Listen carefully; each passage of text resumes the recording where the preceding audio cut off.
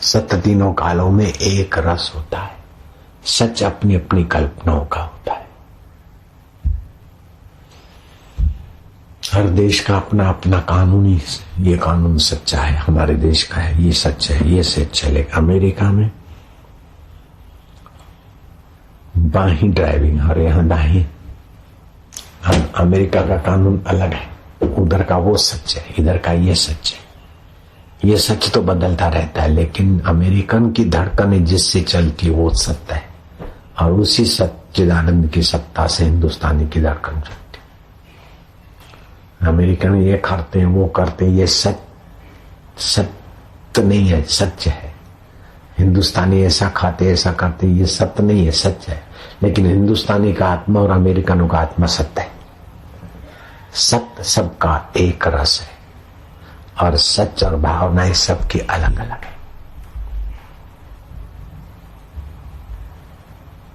तो हम कभी किसी से मिलते ही नहीं। मिलता वही है जो पहले नहीं मिला था, पहले नहीं था फिर मिला। जो पहले नहीं होता है और मिलता है वो बिछड़ता है, लेकिन जो पहले था, अभी है, बाद में रहेगा, उस आत्मा को मैं रूप में जान लिया तो आप कभी किसी से बिछड़ते भी नहीं और किसी को मिलते भी नहीं। आकाश किसी से मिलता नहीं क्योंकि किसी से बिछड़ा ही नहीं, और किसी से बिछड़ता नहीं क्योंकि किसी से मिलता ही नहीं। कोई मर जाए तो आकाश नहीं मरेगा, कोई पैदा हो जाए तो आकाश पैदा नहीं होगा। उसके मरने और जन्मने के पहले आकाश था। जी रहा है तभी भी आकाश रहेगा, और मर जाए तभी भी आकाश रहेगा। ऐसे आकाश से भी सूक्ष्म चिदाकाश स्वरूप में आत्मा हूं, ऐसा जिसने जान लिया। आकाश सबको ठौर देता है, लेकिन आकाश को भी चिदाकाश परमेश्वर ने ठौर दी। ऐसा सूक्ष्म अनुरो अनुयान महतो महयान, छोटे से छोटा, भगवान से बढ़कर कोई छोटी चीज नहीं हो सकती। छोटे में छोटा, छोटे में छोटा देखना है तो परमात्मा, और बड़े में बड़ा, बड़े में बड़ा, बड़े में बड़ा देखना है तो परमात्मा। बोले आकाश तो बहुत बड़ा है, आकाश कुछ भी नहीं परमात्मा क्या है। भगवान इतने बड़े हैं और भगवान छोटे भी इतने हैं।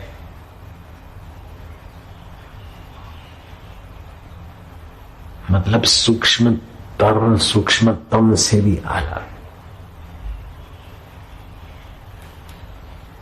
अभी अपन सोचते होंगे, अपन भगवान के बारे में बोलते हैं, भगवान न जाने कब समझेंगे, सुनेंगे हमारी प्रार्थना। अरे बोलने की सत्ता भी उसी से आ रही है। वो क्या नहीं देखता, क्या नहीं जानता।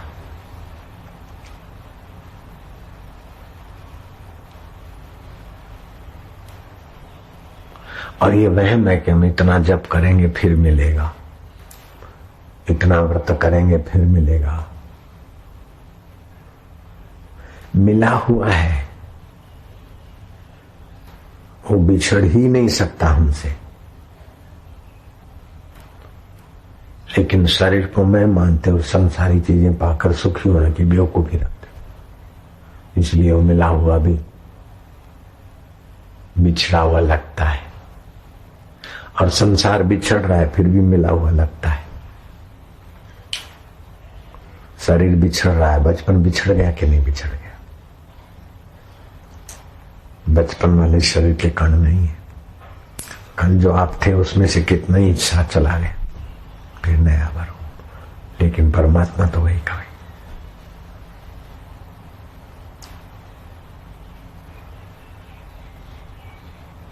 और उस परमात्मा को पाए बिना कुछ भी पा लिया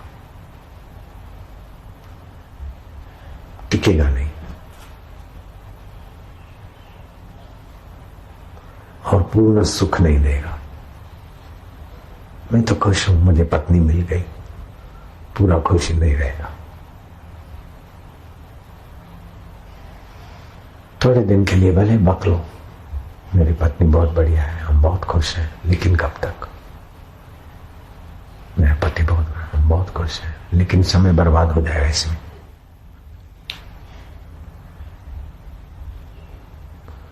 ईश्वर के सिवाय कहीं भी मन लगाया तो रो नहीं पड़ेगा।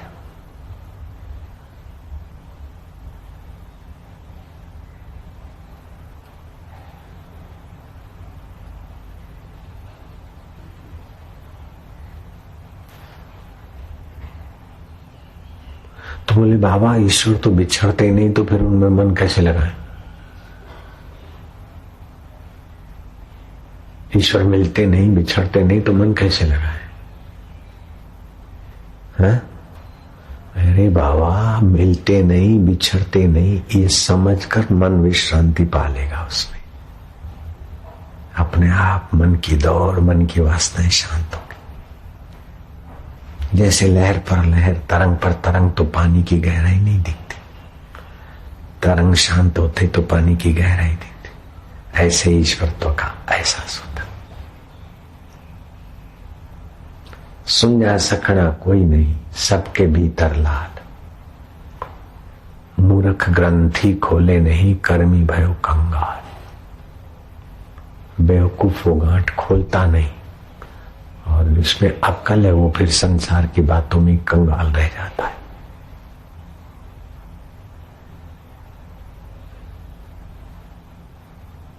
बोले मैं तो अकेली रहूंगी, डाइवर्स दे दूंगी। अरे पति का त्याग करके, धार्मिक पति का त्याग करके तू अकेली रहेगी, जख मारेगी, तो फिर तेरी हालत बुरी होगी। मैं तो पत्नी को छोड़ के अकेला रहूंगा। पत्नी को छोड़कर, पति को छोड़कर अकेला रहने से ईश्वर नहीं मिलेगा। अपनी वासना छोड़ोगे तो फिर चाहे अकेले रहो चाहे मिलकर रहो, अपनी हेकड़ी छोड़ो, अपना ईगो छोड़ो, अपनी वासना छोड़ो। अपने मन की करने बैठे हुए तो दुख आएगा। Eyes out, juice out, who will carry dirt out? अपने मन की करोगे तो थोड़े दिन तो मजा आएगा, लेकिन बाद में बहुत सजा भोगनी पड़ेगी। बड़े में बड़ा रोग है कि हम हमारा चाहा हो, हमारे मन की हो।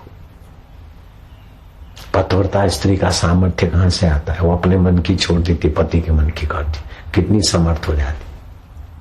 उसका पति ऐसा नहीं कि साधक हो, शराबी, जुआरी, रंडीबाज पति, और पत्नी है सती साध्वी, शांडिली।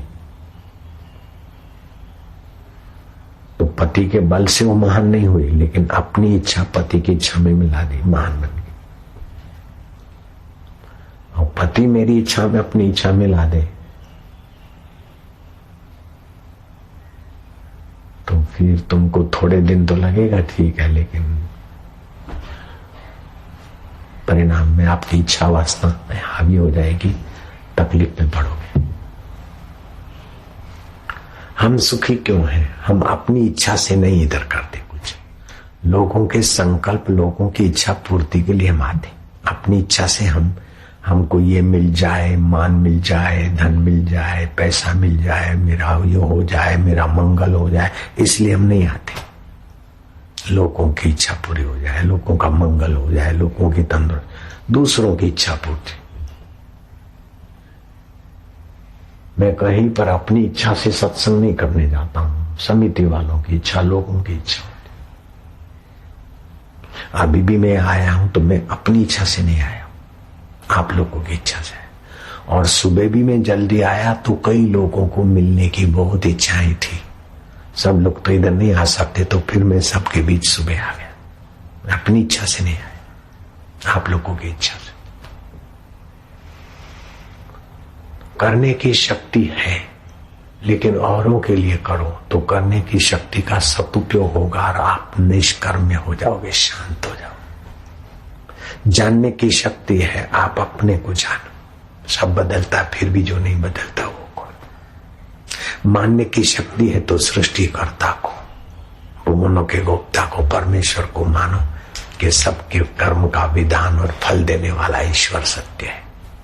शरीर सत्य नहीं है, माइंड सत्य नहीं है, मन सत्य नहीं है, वो तो बदलता है। लेकिन उसकी बदलाहट को जो जानता है वो परमेश्वर सत्य है। मैं उसी को पाऊंगा। आप अपनी तरफ से इच्छा करोगे तो ईश्वर की तरफ से बहुत मदद मिलेगी। संसार की चीज पाने के लिए आप अपनी इच्छा करो तो संसार की चीज नहीं मिलेगी। उसके लिए अपना प्रारब्ध चाहिए, अपना पुरुषार्थ चाहिए, और फिर सरकारी व्यवस्था का भी ऐसा चाहिए। मानो मैं अमेरिका का सैर करना चाहता हूं तो केवल इच्छा से मैं अमेरिका नहीं जाऊंगा, मुझे पुरुषार्थ करना पड़ेगा। पैसे, टिकट, फिर वीजा वो लोग नहीं देंगे तभी भी हम नहीं जा सकते। लेकिन मुझे ईश्वर पाना है तो ज्यादा पुरुषार्थ की जरूरत नहीं, पैसों की जरूरत नहीं, वीजा की या किसी की पढ़ाई लिखाई के सर्टिफिकेट की जरूरत नहीं। ईश्वर तो स्वतंत्र है और मेरे हैं अपने,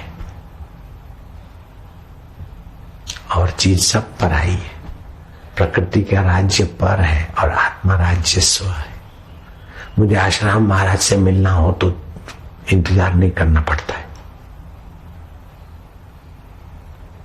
क्या ख्याल है? और उनसे हम कभी मिलते ही नहीं और बिछड़ते ही नहीं, क्योंकि हम ही हैं। ऐसे ईश्वर को, आत्मा को जान लोगे, इतना सरल है। तो ईश्वर को पाने की इच्छा मात्र से अंतर्यामी ईश्वर आपको मदद कर दे। और संसार की को पाने की इच्छा करते हो तो अंतर्यामी केवल चेतना देते, लेकिन आपका पुरुषार्थ, प्रारब्ध और वातावरण आपके ऊपर छोड़े।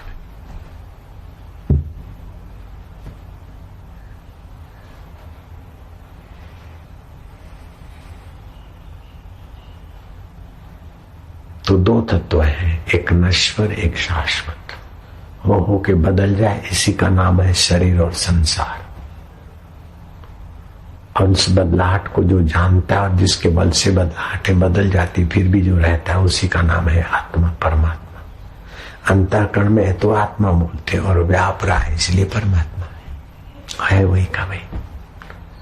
तरंग है तो बोलते हैं तरंग है, लेकिन वास्तव में वो तरंग पानी है। तरंग में स्टीमर नहीं चल सकते, लेकिन तरंग अपने को पानी जाने तो समुद्र में ही तो स्टीमर चलते हैं, जहाज चलते। ऐसे वो जीवात्मा परमात्मा नहीं होता, लेकिन जीवात्मा का चैतन्य और परमात्मा का चैतन्य तो एक ही है। इसीलिए जिनको वो अपने परमेश्वर तत्व का ज्ञान हुआ, वो जहां परमात्मा की पूजा होती है वहीं ब्रह्मज्ञानी गुरु की पूजा होती है। ऐसा नहीं कि भगवान का मंदिर बनाया फिर गुरु के लिए कोई दूसरा अलमारी रख दी, ऐसा नहीं होता। जहां भगवान की पूजा वहीं गुरु की पूजा, क्योंकि भगवान का आत्मा, गुरु का आत्मा एक है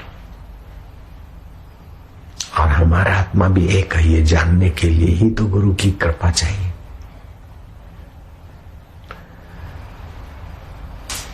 प्रचेता जुआनी में देखा कि ये सब क्रियाजन्य सुख और भावजन्य सुख तो हो के मिट जाएगा और मर जाएंगे हम, तो सब छोड़कर जंगल में गए, साधना ध्यान किया, शिव जी का दर्शन के लिए प्रयत्न किया तो शिव जी आ गए। आप कार मिल जाए ऐसा ध्यान करो तो कार आपको नहीं मिलेगी, उसके लिए तो पेमेंट करना पड़ेगा। और ईश्वर मिले ऐसा आप भावना करोगे तो ईश्वर आएंगे, क्योंकि कार जड़ है, ईश्वर चेतन है। दुनिया की चीजों को पता नहीं कि आप उनको चाहते हो, लेकिन भगवान जानते कि हमको चाहते। आप जिस मित्र को चाहते तो मित्र को भी आप याद आते। आप किसी सहेली को चाहते हैं माया, तो उनकी सहेली को भी होता कि मैं भी मिलूं उनसे, होता है कि नहीं होता? विल फाइंड ए वे, जहां चाह वहां राह बन जाती।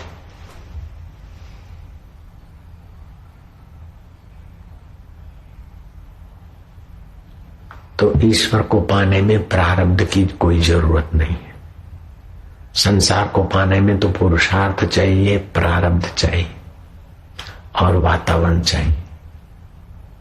ईश्वर को पाने में प्रारब्ध की ऐसी तैसी, पुरुषार्थ की ऐसी तैसी, वातावरण की ऐसी तैसी तड़प चाहिए। और तड़प होगी तो उसी वातावरण में पहुंच भी जाए। अथवा जहां होगा वहीं वैसा वातावरण बन जाएगा। यहां क्या होता था, यहां दारू की भट्टियां चलती थी, अभी कैसा वातावरण हो गया। हाईवे से आश्रम की सड़क पे पैर रखते ही लोगों के विचार बदल जाते हैं। यहां शराब की भट्टियां चलती थी, 60 भट्टियां नदी में चलती, शराब बनाने वाले देसी शराब बनती थी, भट्टियां थी लाइन। ऐसी जगह पर आकर हमने कहा चलो यही बनेगी कुटिया। हमारा ईश्वर भाव मजबूत है तो वो ढीले हो गए, अगर हमारा ढीला होता तो वो हमको भगा देते। हमने उनको भगाया नहीं, उन्होंने मेरे को भगाया नहीं। एक बार बड़ौदा जाना था तो एक कुटिया को हम ताला लगा के गए और वो लोग ताला तोड़कर अंदर का सामान लेने को आए तो ताला तो टूट गया, लेकिन वो हॉलदार निकला ही नहीं। बड़ा मेहनत किया तो बोले ये कैसा है, फिर हाथ बात जोड़ के बोले बाबा तो कोई पहुंचा हुआ है, इधर नहीं आना चाहिए। हालांकि मैंने कोई कहा नहीं कि भाई हम पहुंचे हुए हैं अथवा ये ताला टूट जाए फिर भी दरवाजा नहीं खुले, ऐसा तो कोई मैंने कुछ किया नहीं था। ईश्वर की मर्जी थी यहां जमाने की, हो गया। मैंने अपने तरफ से आश्रम नहीं बनाया, अपने तरफ से समितियां नहीं बनाई, हो जाता है। ओम ओम ओम ओम नारायण नारायण नारायण नारायण। तो अपनी इच्छा ना रखो, ईश्वर इच्छा से। हरि इच्छा बलियसी, मेरो चिंत्यो होत नहीं, हरि को चिंत्यो होए। बेटी बड़ी हो गई अब रोती काय को है, बेटा कहना नहीं मानता, परेशान क्यों होते हो, ममता तुड़ा रहा है, ऐसा हो गया ऐसा हो गया। अरे ऐसा वैसा ठीक करके भी कब तक, ऐसा हो गया ऐसा नहीं हो, तुम जैसा चाहते हो वैसा हो गया, फिर भी कब तक।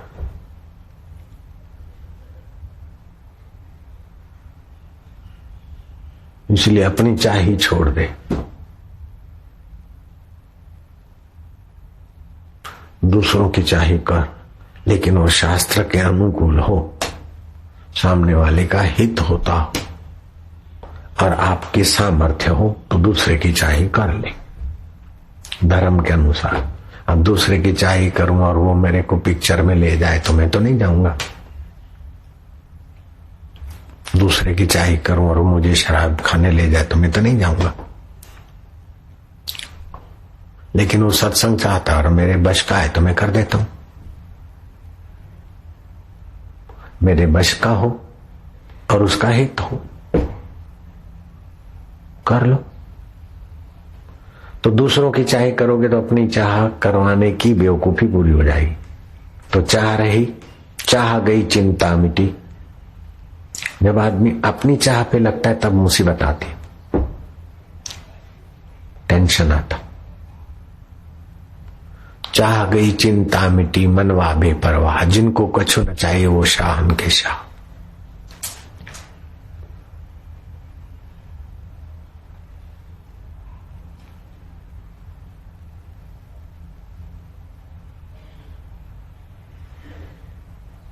मेरे मन की हो, बड़ा रोग लगा है।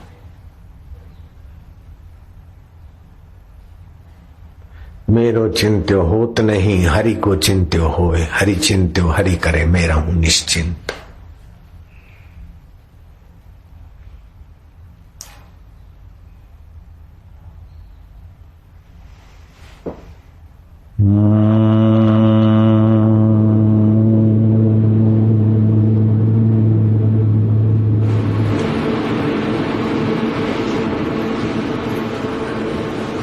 निश्चिंत रहे तो आलसी हो जाएंगे, नहीं, आलस्य नहीं, पुरुषार्थ करो। लेकिन अपना अनुकूल चाह कर भी पुरुषार्थ करो, फिर नहीं होता तो दुखी मत हो। और अपने सुख के लिए मत चाहो, दूसरों के सुख के लिए। तो आपका अंदर का सुख जगेगा।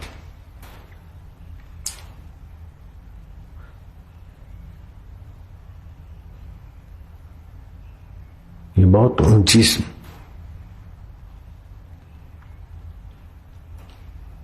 बहुत ऊंचाई पर जाने की बात है। और जो कुटुंबियों के मन की करेगा वो प्यारा होगा कि नहीं होगा। अब मैं अपने मन की चलाऊं तो आप इतने देर बैठ नहीं सकते, हम आपके मन की करते तो आप जा नहीं सकते।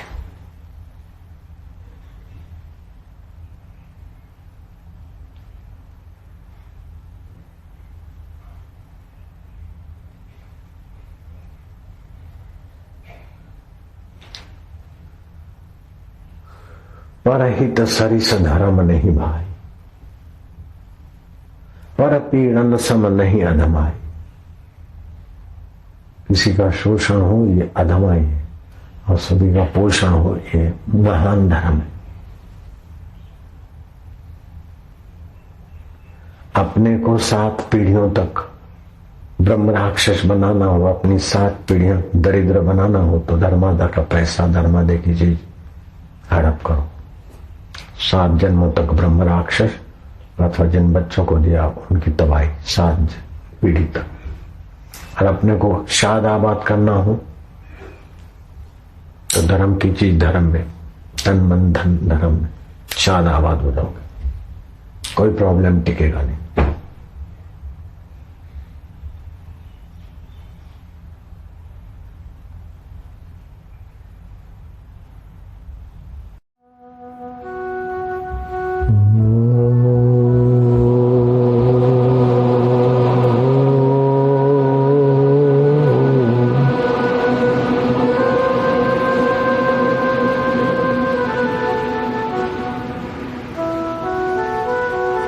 आनंदाय नमः, शांत स्वरूपाय नमः। ओम ओम ओम ओम ओम ओम ओम ओम ओम ओम ओम ओम ओम ओम ओम ओम ओम। हरि ओम आनंद देवा, ओम ओम माधुर्य देवा, ओम ओम ओम शांति देवा, ओम ओम सामर्थ्य देवा, ओम ओम ओम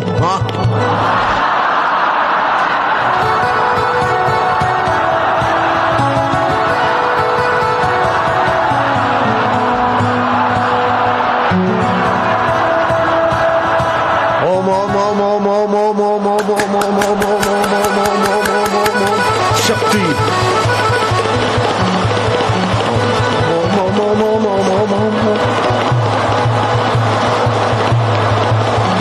पूरे मन से, पूरे भाव से, पूरी शक्ति।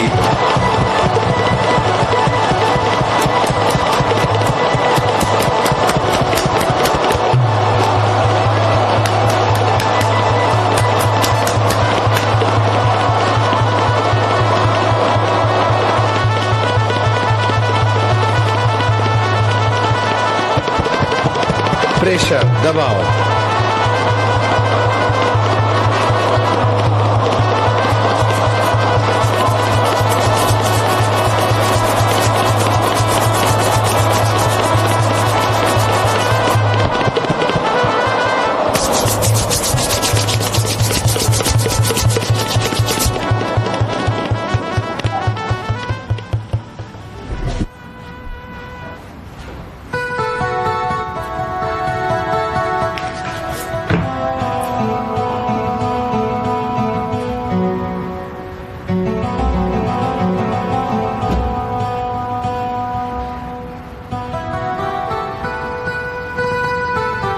आनंद और प्रसन्नता और सामर्थ्य विकसित होता जाएगा।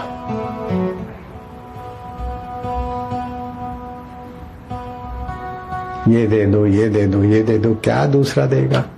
जिससे वो देता है वो तुम्हारे अंदर का खजाना है। सेठ तू दे दे, नेता तू दे दे, पत्नी तू सुख दे दे, पति तू सुख दे दे, काय को भीख मांगना? अपन सबको दो।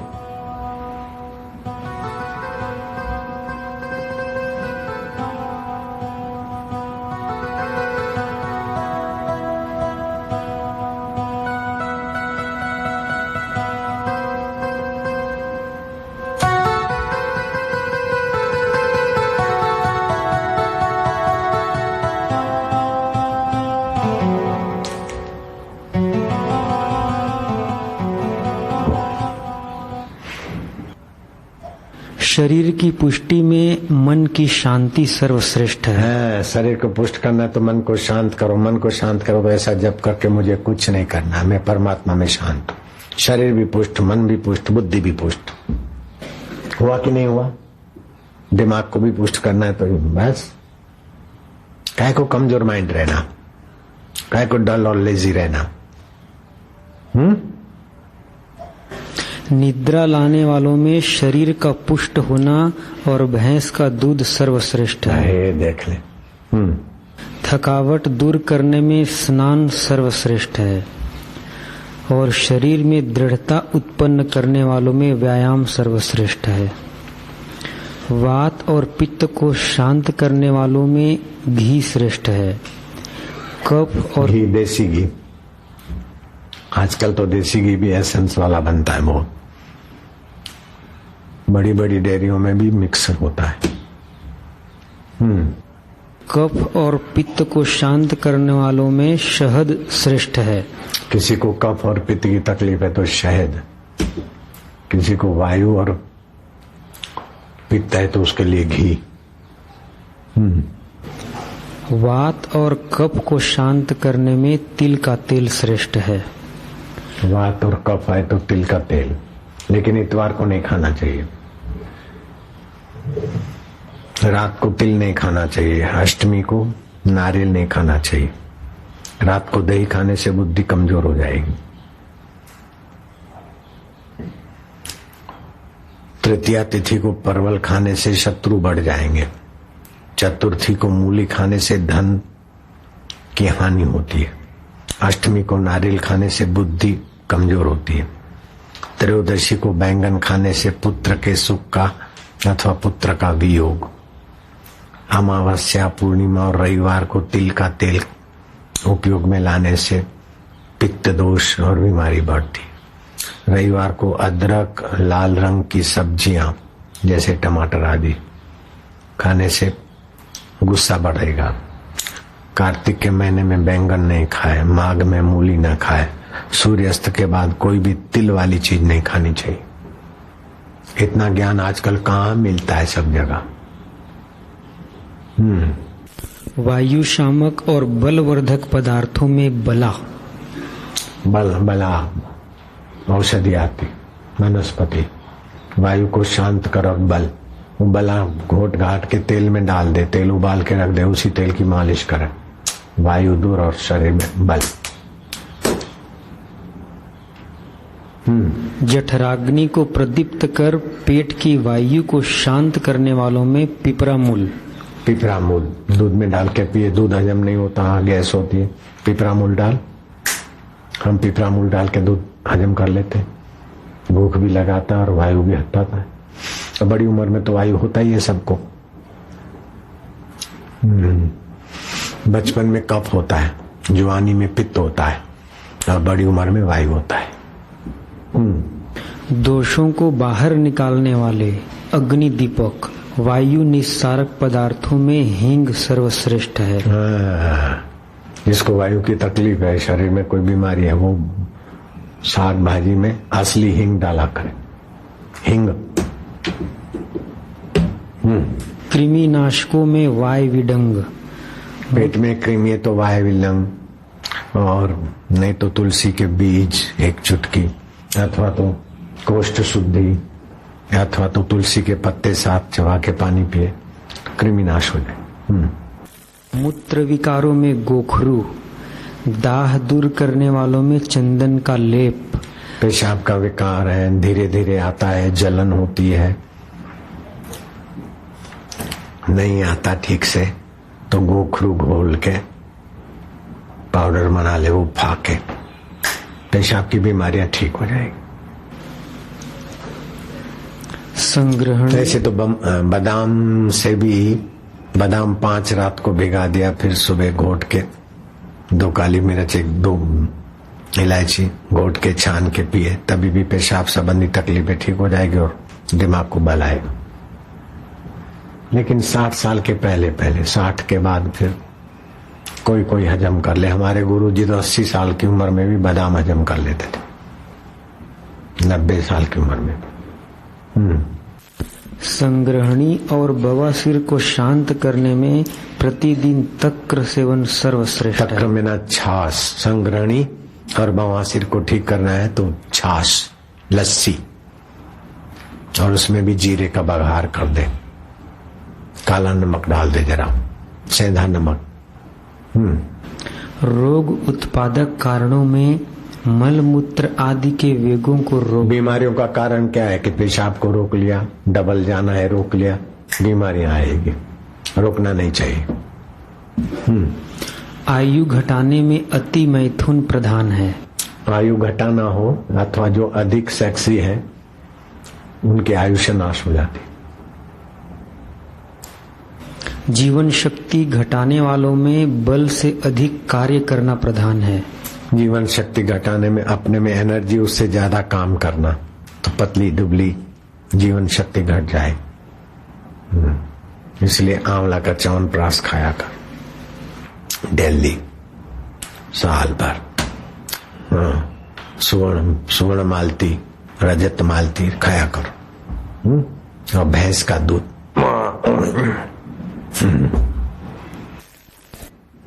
बुद्धि, स्मृति और धैर्य को नष्ट करने वालों में मद्यपान प्रधान है। Wine, brandy, drinking. नो तुम नहीं करती, मेरे को पता है, लेकिन बुद्धि नाश करने में, धैर्य नाश करने में और स्मृति, सुमरण शक्ति नाश करने में शराब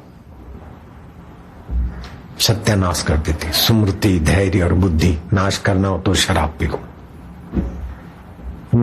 जठरा को दूषित करने में अजीर्ण भोजन। हाँ, पहले का पचा नहीं पचा और दूसरा खा लिया, फिर बोले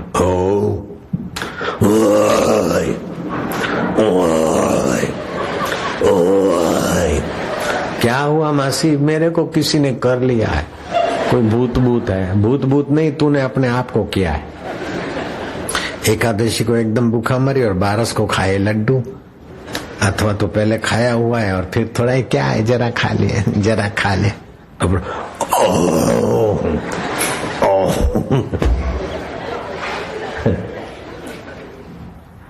जठराग्नि को खराब करने वाला, अजीर्ण पैदा करने वाला, पहले का पचा न पचा और दूसरा खा लिया। देखे भूख लगी कि नहीं, मेरे नाश्ते का टाइम है, भर लो। अरे कभी छोड़ लो, भोजन का टाइम है, भर लो, कभी छोड़ लो, अथवा तो थोड़ी हरड़ बरड़ चूस के घूमो घामो। अजीर्ण में पानी औषध का काम करता है, लेकिन ठंडा पानी नहीं, जरा सा गुनगुना। अजीर्ण की बीमारी हो, अपचा हो, तो अजीर्ण में पानी औषध का काम करता है। और भूखे पेट और पानी पिए अथवा ज्यादा भूखामरी करे तो जठरा फिर शरीर के दांतों को खाने लगती। इसलिए ज्यादा भूखामरी नहीं और ज्यादा खाना नहीं। हफ्ते में 1 दिन उपवास बहुत हो गया।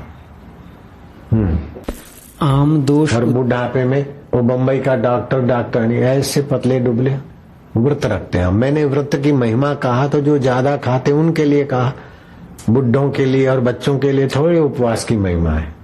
बच्चे और बूढ़ों को उपवास नहीं करना चाहिए, ज्यादा भी नहीं खाना चाहिए बूढ़ों को, और ज्यादा भूखामरी भी नहीं करनी चाहिए।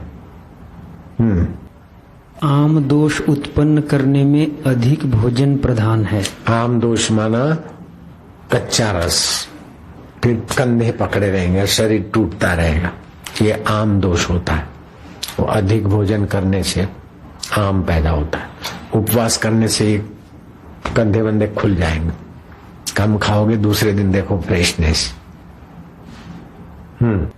रोगों को बढ़ाने वाले कारणों में विषाद, दुख। रोगों को बढ़ाने वाला कारण क्या है? विषाद, दुख, चिंता।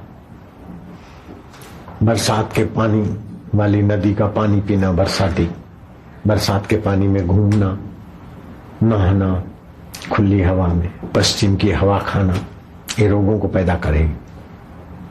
प्रभात काल की पश्चिम की हवा नुकसान नहीं करती, लेकिन बाकी के समय की पश्चिम की हवा स्वास्थ्य के लिए अच्छा नहीं। वेस्ट की हवा,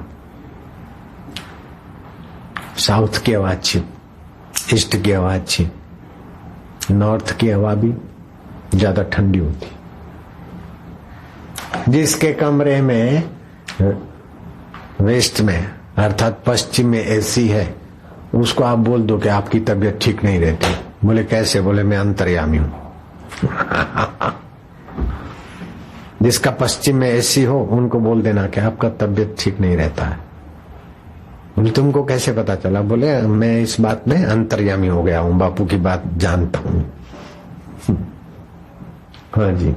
शरीर को सुखा देने वालों में शोक मुख्यतम है। शरीर सूख जाता है या कमजोर हो जाता है, बीती हुई बात को याद करके शोक करते, वो शरीर को सुखा देगा। खाएंगे पिएंगे फिर भी देखो तो मरे मरे रहेंगे। शोक। पुंसत्व शक्ति नष्ट करने वालों में क्षार मुख्यतम है। वीर्य ऊर्जा जिससे संतान पैदा होता है, उसको नष्ट करने वाले क्षार पदार्थ, जैसे पानी क्षार वाला होता है अथवा कोई खुराक क्षार शरीर में ज्यादा होता है तो ऊर्जा वीर्य कम हो जाता है।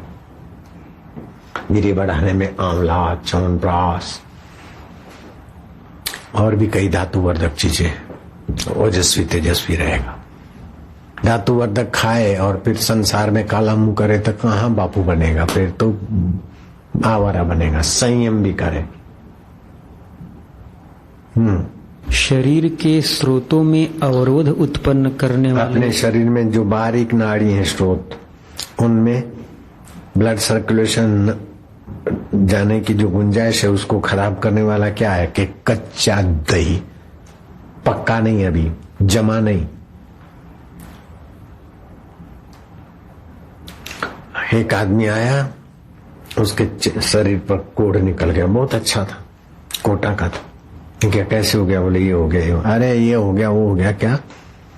दुकान पर लस्सी पिया होगा और खट्टी लस्सी है तो वो लोग दूध डाल के खट्टी को जरा ठीक बना देते। लस्सी की दुकान पर दही देते हैं, देखते हैं दही खट्टा है, ग्राहक पसंद नहीं करेगा तो थोड़ा दूध डाल दिया, बन गई लस्सी। अथवा दूध पीकर फिर नमकीन खाया है, अथवा नमकीन खाकर दूध पिया है, अथवा भोजन करके आइसक्रीम खाया है, आइसक्रीम खाकर भोजन किया है, तो दूध और खट्टा खाना वो चमड़ी के रोग पैदा करेगा। ये बातें तो बहुत छोटी है, तुच्छ है, लेकिन आजकल लोगों को ये रोग बहुत हो जाते तो भगवान की बात छोड़कर छोटी बातें करनी पड़ती। नहीं तो मैं बताऊं भगवान ये रहा, ऐसा है भगवान, इसको बोलते भगवान। भगवान, भ माना जिसकी सत्ता से भरण पोषण होता है, ग माना जिसकी सत्ता से गमनागमन होता है, व माना जिसकी सत्ता से वाणी उठती है, न माना ये सब न होते हुए भी जो तुम्हारा साथ नहीं छोड़ता है, उसी आत्मा परमेश्वर का नाम भगवान है। मैं ये बातें बताना चाहता हूं। आप सब कुछ रख कर भी कुछ नहीं रख सकते हैं और सब कुछ छोड़ने के बाद भी भगवान को नहीं छोड़ सकते। तुम्हारी ताकत नहीं, भगवान के बाप की ताकत नहीं जो तुमको छोड़ दे, और तुम्हारे बाप की ताकत नहीं जो तुम भगवान को छोड़ के सिखाओ, छोड़ के दिखाओ। मैं तो ये बातें बताने वाला हूं, लेकिन क्या करें, आजकल तबीयत का भी बहुत तकलीफ है, इसीलिए छोटी बातें बतानी पड़ती। असली बात तो यह है कि ईश्वर का स्वरूप क्या है, तुम्हारा स्वरूप क्या है, दुख का स्वरूप क्या है, सुख का स्वरूप क्या है, चिंता क्यों होती है, भय क्यों होता है, और उन सब पर पैर रखते हुए नाचते नाचते सो हम आनंदो अहम। चिंता आई गई, भय आया गया, सुख आया गया, फिर भी जो एक साथ रहा वह है भगवान मेरा आत्मा। हरिओम तत्सत, और सब गप सप।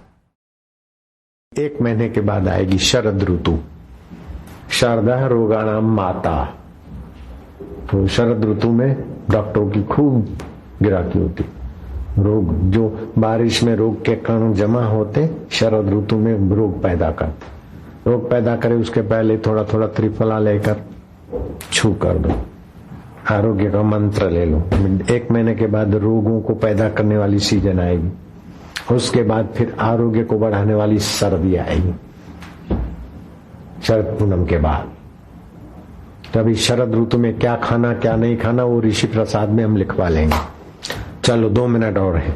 स्वास्थ्य के लिए हानिकारक जल में वर्षा ऋतु की नदी का जल, वायु में पश्चिम दिशा की हवा, ग्रीष्म ऋतु की धूप व भूमि में गर्मी की तेज तड़ाक धूप आयुष्य और तंदुरुस्ती को नाश करती, और नंगे सिर बेवकूफ लोग घूमते गर्मी में।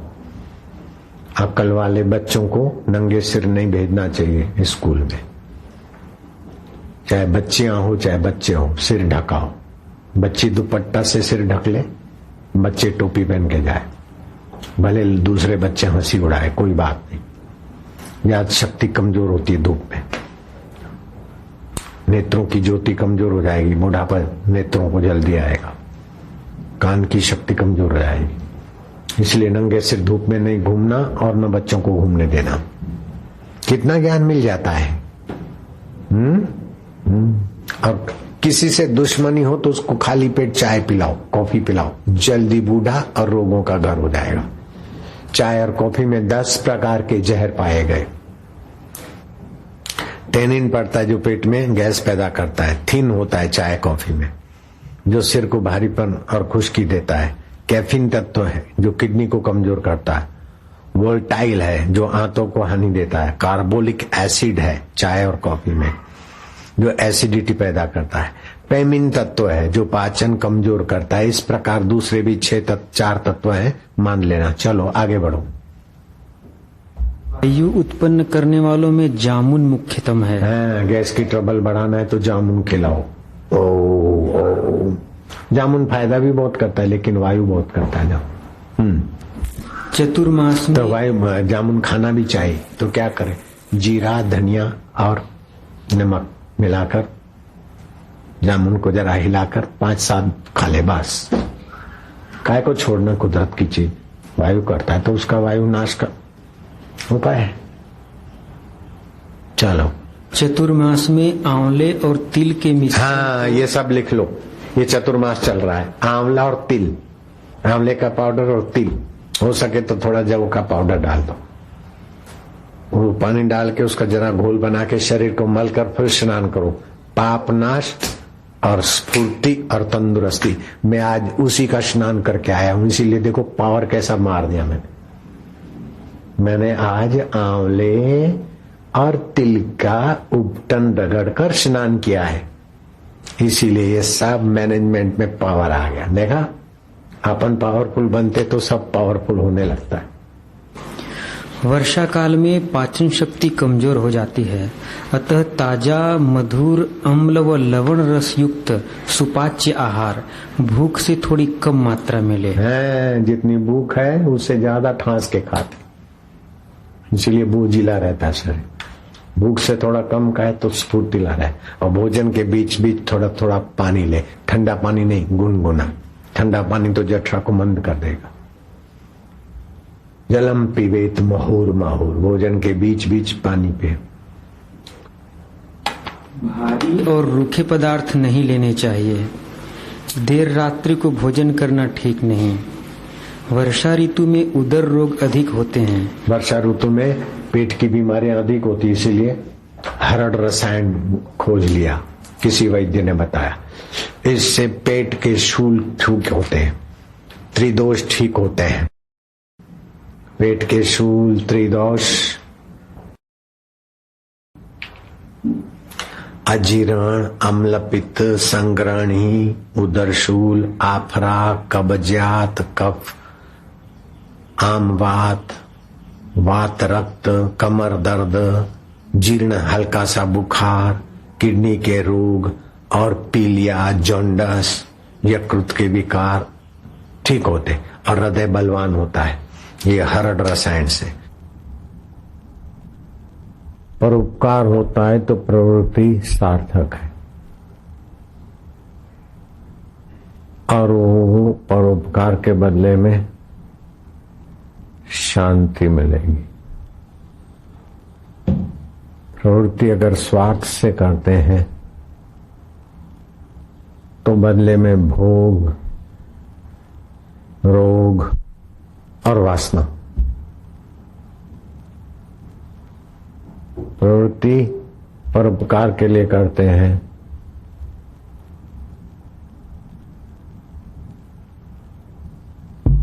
तो विश्रांति,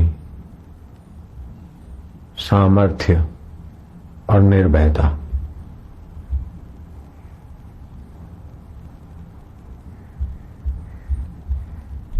प्रवृत्ति के पहले विश्रांति होती है, प्रवृत्ति के बाद विश्रांति होती है। प्रवृत्ति किस लिए करते हैं? बस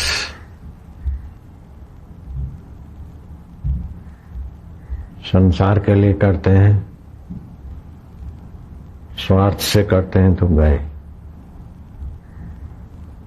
ईश्वर के लिए करते हैं, बस।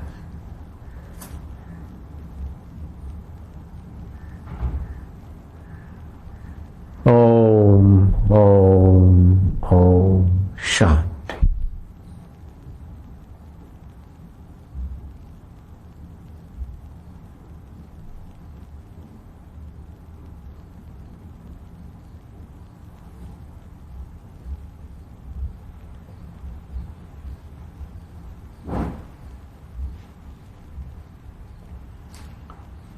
संसारी सुखों के लिए करेंगे तो दुखों का अंत नहीं होगा।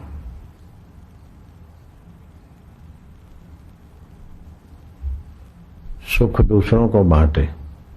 परमात्मा शांति के लिए करेंगे तो दुख टिकेगा नहीं, सुख मिटेगा नहीं, सुख मिटेगा नहीं, दुख टिकेगा नहीं। ओम ओम ओम। सत्वस्तु एक है, नित्य है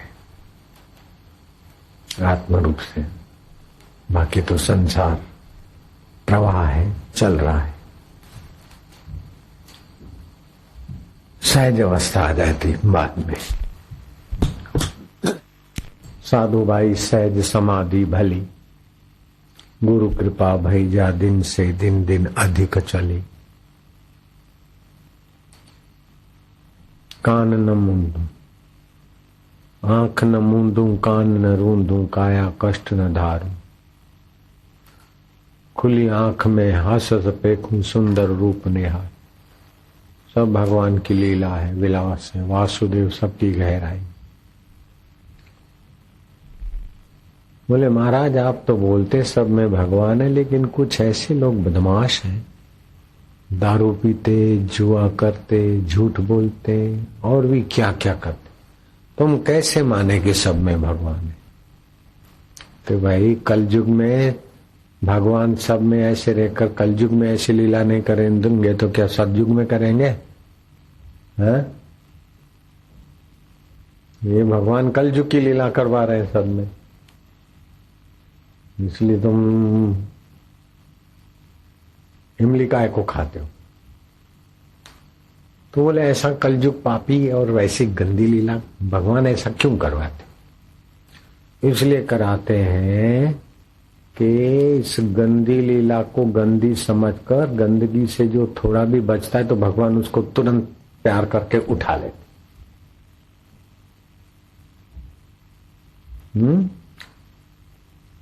इतने बढ़िया कपड़े पहना है, इतना बढ़िया तेल फुलेल लगाया, इतना बढ़िया अप टू डेट बनाया, फिर माँ ने गाल पे काला तिलक कर दिया। अरे कहीं नजर ना लग जाए, कान के पीछे कर दिया। ऐसे ही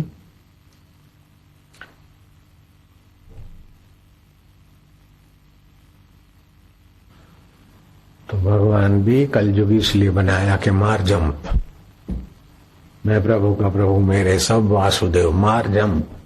हाथ पकड़ने वाले बापू के तो 2 हाथ हैं, मेरे तो अनंत हाथ हैं, और बापू में भी तो मेरे ही हाथ हैं।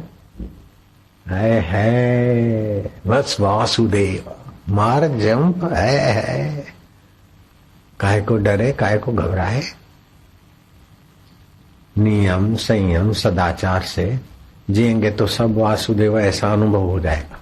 अनुभव नहीं होता तभी भी मानना तो शुरू करो। स्कूल में गए थे तो क ख ग का क्या अनुभव था, जैसा मास्टर बोलते थे मानते थे, पढ़ना लिखना सीख गए। 1 2 3 1 2 3 ऐसा क्यों होता है, कैसा होता है, क्या जान के मानो? नहीं, मान के जाना। ऐसे ही भगवान को मान के जान लो, वासुदेव सर्वमिति, जल्दी उपलब्धि हो। तो 2 प्रकार का योग होता है। एक तो चिंतन करते करते आप शांत हो गए, समाधिस्थ हो गए, बहुत अच्छी बात है, लेकिन समाधि सदा नहीं रहेगी। उठना तो पड़ेगा ना ध्यान में, फिर जगत ऐसा वैसा दिखे तो जगत दिखे, लेकिन जगत की गहराई में भगवान की स्मृति लाओ, ज्ञान लाओ, तो फिर उसको बोलते अभिकंप योग। अभिकंप योग माना कंपित नहीं होता। खाली ध्यान समाधि और नियम कर रहा हूं तो अच्छा, फिर नियम छोड़ दिया तो बुरा हो गया, तो कंपित योग हो गया। लेकिन नियम करते समय जो सुख शांति आनंद है, वही सेवा करते समय भी वही आनंद वही शांति और विशेष बनी रहे, इसको बोलते अविकंप योग। हम अकेले में है, ध्यान भजन में तो आनंद है, लेकिन भीड़ में इधर रहते तभी अशांत का कौन, फिर भी आनंद है। उसी के निमित्त लेते देते करते तो वही है। अविकंप योग है ना, ध्यान समाधि करके ऊंची दशा के धनी तो बन जाओ, लेकिन जब नीची दशा में हो तभी भी अपनी ऊंची ज्ञान धारा में, सदा नीची दशा में न रहो, लेकिन नीची दशा में आना पड़े तो भी अंदर की स्थिति ऊंची। हम लेते देते हैं, फिर अंदर चलता रहता है, चेक करते रहते।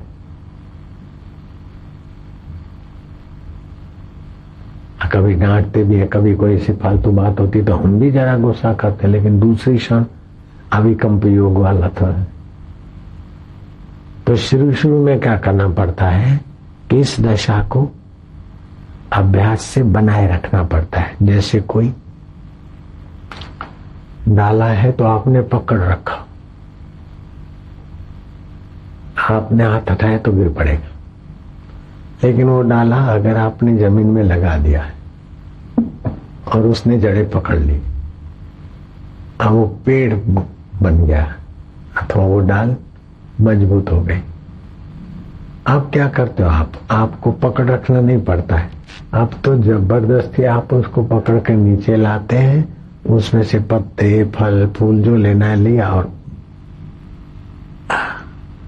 ले लिया, फिर छोड़ा तो अपनी जगह। ऐसे जब एकांत में ईश्वरीय सुख का अभ्यास बढ़ जाता है और ज्ञान प्रकाश हो जाता है और गुरु की कृपा से ज्ञान हो गया, फिर भी एकांत में दिशा में रहे, हम परिपक्व हो गए, अब व्यवहार में ले आते हैं अपने मन को, इधर उधर उधर, फिर जरा सा छोड़ा तो वहीं है।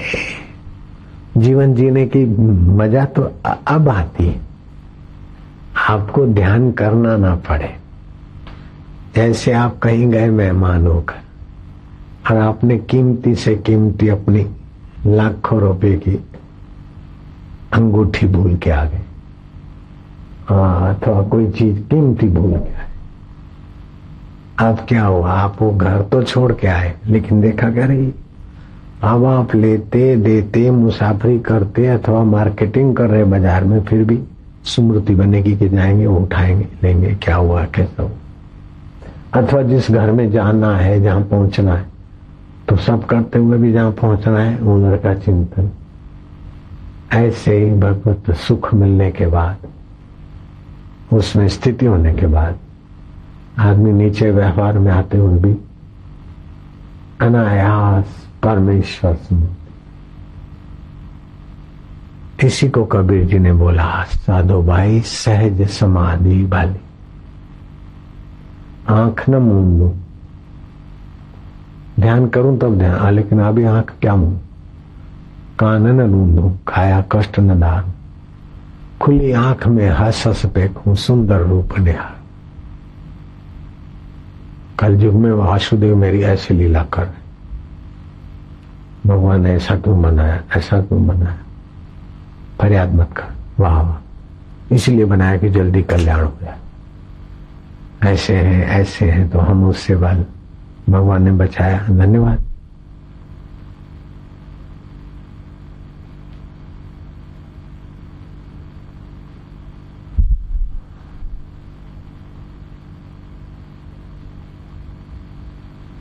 ये जो संसार है ना, वो दिखता है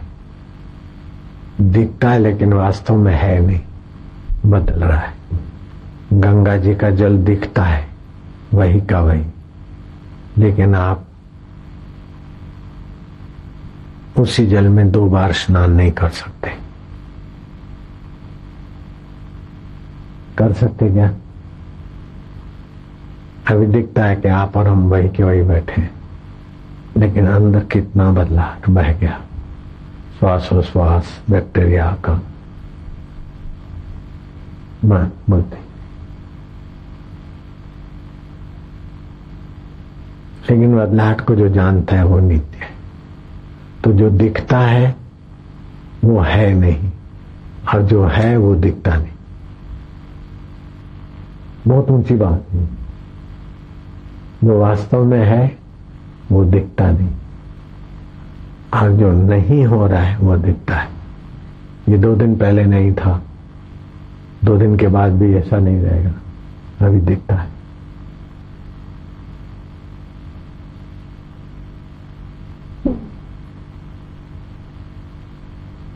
लेकिन इसमें है तत्व जो है वो दिखेगा नहीं,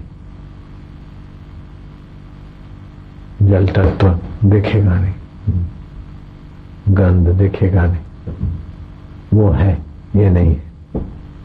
वो इकट्ठा होकर ये दिख रहा है। ऐसे ही चैतन्य ये दिख रहा है, बाकी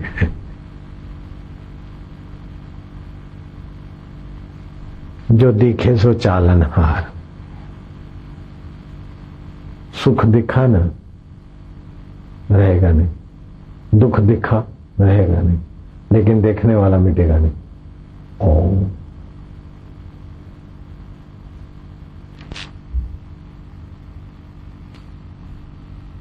इतना सुलभ है परमात्मा सुख, परमात्मा ज्ञान। तुम्हारा फिर मिलता क्यों नहीं, होता क्यों नहीं? कि संसार का भोग और संग्रह, उसको महत्व दिया, इस परमेश्वर प्राप्ति को महत्व नहीं दिया। और जिन्होंने परमेश्वर प्राप्ति को महत्व दिया उनको हो गया।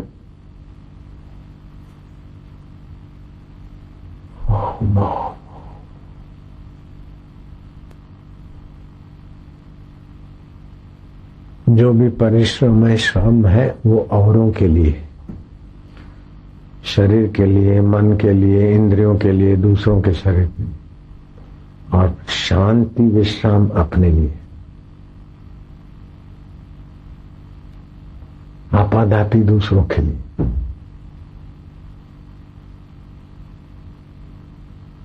जब आपाधापी अपने लिए करोगे तो आसक्ति बढ़ेगी, दूसरों के लिए करोगे तो आसक्ति मिटेगी और अपने में आओगे।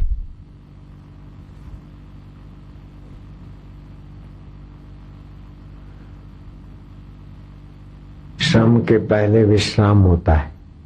आप जो भी श्रम करते हैं, एक्टिविटी करते हैं, उसके पहले रेस्ट होता है, एक्टिविटी के बाद भी रेस्ट।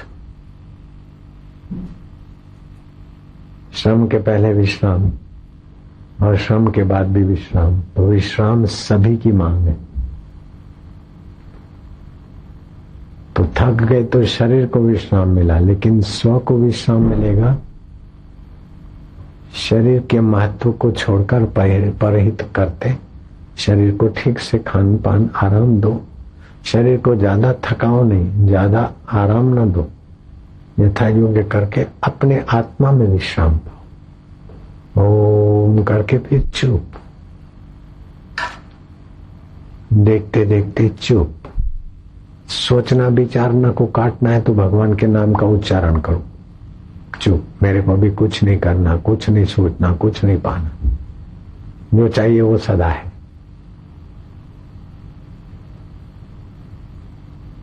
शरीर को जो चाहिए वो आएगा जाएगा, लेकिन मुझे जो चाहिए वो कभी जाएगा नहीं। आए। ओम नमो भगवते वासुदेवाय।